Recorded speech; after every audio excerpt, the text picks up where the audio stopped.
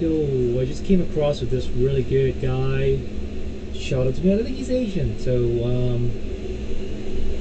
he talked about why Academy sucks, things like that, and how Patrick Montego actually charges $7,500 per lesson. Now, I can understand that because back in my days, it wasn't as expensive. Actually, if you're pretty good, we get a lot of freebies. So I've always been pretty blessed with like, you know, pretty much like a teacher's pet, and always getting free drinks, getting free stuff, people working on me, extra things like that. You know, so I mean, you have to understand a lot of people don't really have their own minds. So in other words, it's like they have only inputs and no outputs, or they don't have their own processing. So they just stuff things into their heads and then they get. There are a lot of players like that. There are a lot of people like that. You know what I'm saying? So they are just like 100% susceptible to people teaching them stuff.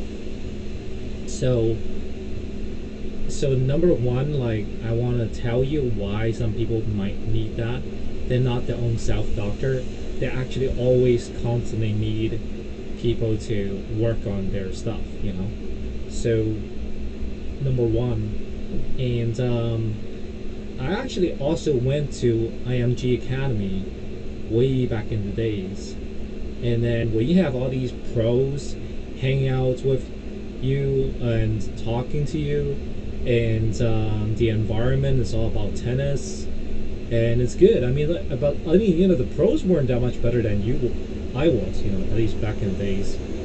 And actually, back then, I had a very innovative, like modern tennis playing style, and sometimes you get like made to get into a fight with them because in the 90s,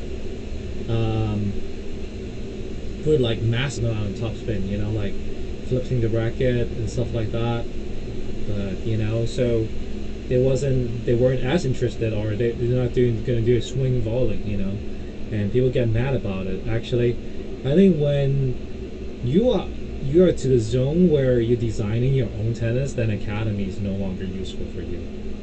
Do you know what I mean? So like maybe this guy is really really good. Like, oh, let me give him like his face again. So where he's already thinking for himself and coaching for himself and things like that.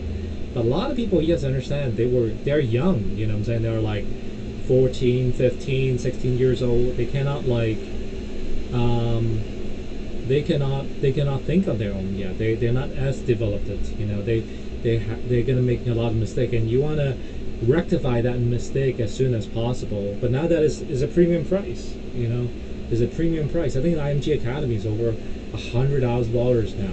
I think back in the days was like only 40 something, 39,000. So it's a really good deal when you come to think about it. You go there for 2 years and stuff like that. You got a college scholarship for tennis, and it's pretty much a free ride. So like at the end of the day, it was a lot better back then to be a tennis player. That's why I'm like not as interested into playing tennis as much today. So obviously there's pickleball as well, and yeah, but pickleball, man, like there's really like not a heck of a lot I need to learn from it after playing it for only a year or two just by myself, and then just like making small adjustments here and there.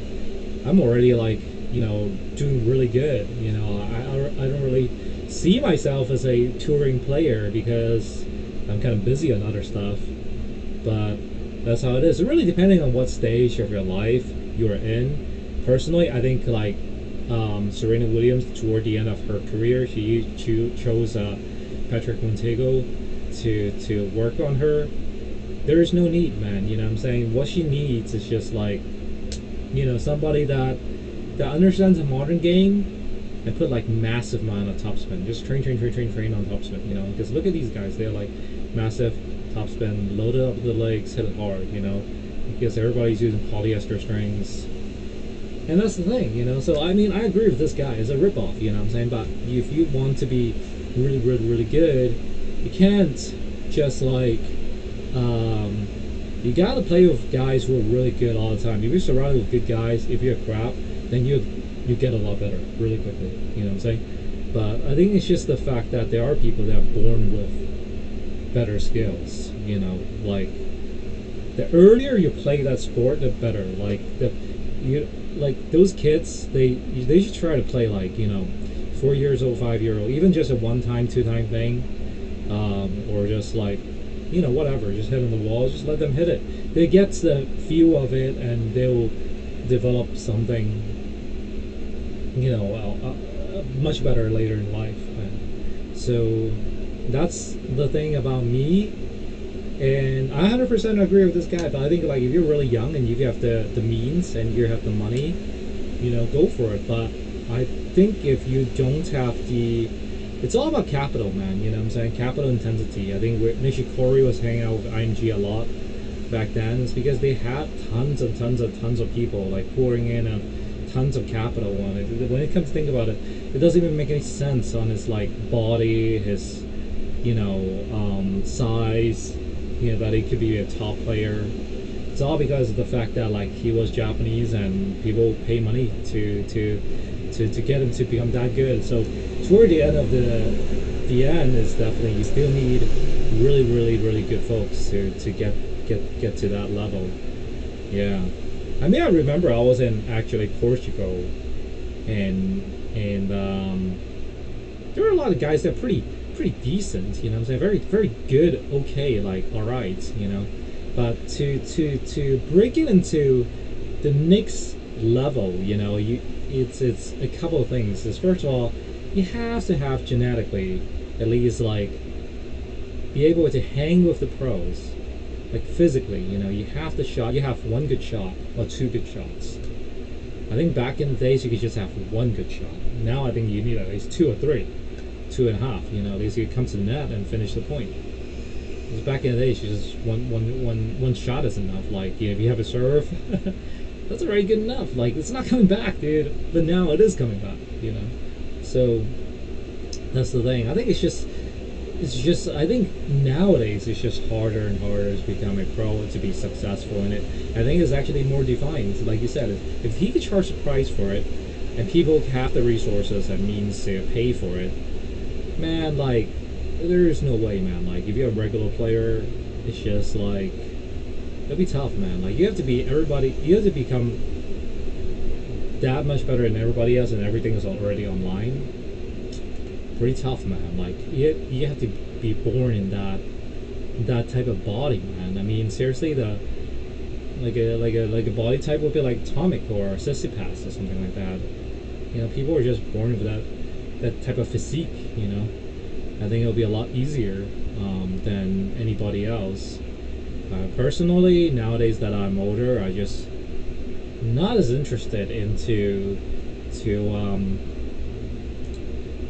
getting really tired, quite honestly, and not be able to do work for my own thing, So that's why I kind of stopped playing it as much.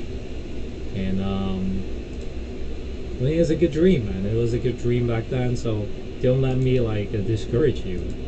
But to tell you the truth, when you're older, then you realize there are a lot more interesting and sweeter things to do in life, and all those time being spent on tennis could be spent on other things, like you could be spending on computers and other stuff, AI, and where the industry might even be hotter than tennis. I mean, the way I see tennis right now is just a lot of snobbish people that are still in the sport. They're too snobby to even try out pickleball. And that's the thing, man. That's the thing. So lots of things why this sport, I think, is going to be a huge divide. It's just going to be people who are really rich that could afford all these lessons and things, the traveling, and there are going to be people who just play around just for fun, and that's the way I feel. It's just less satisfaction. I have to say, it is definitely less satisfaction than playing tennis back then. That's what I would say. So I don't know what you guys think, but thanks very much for listening in. See you later.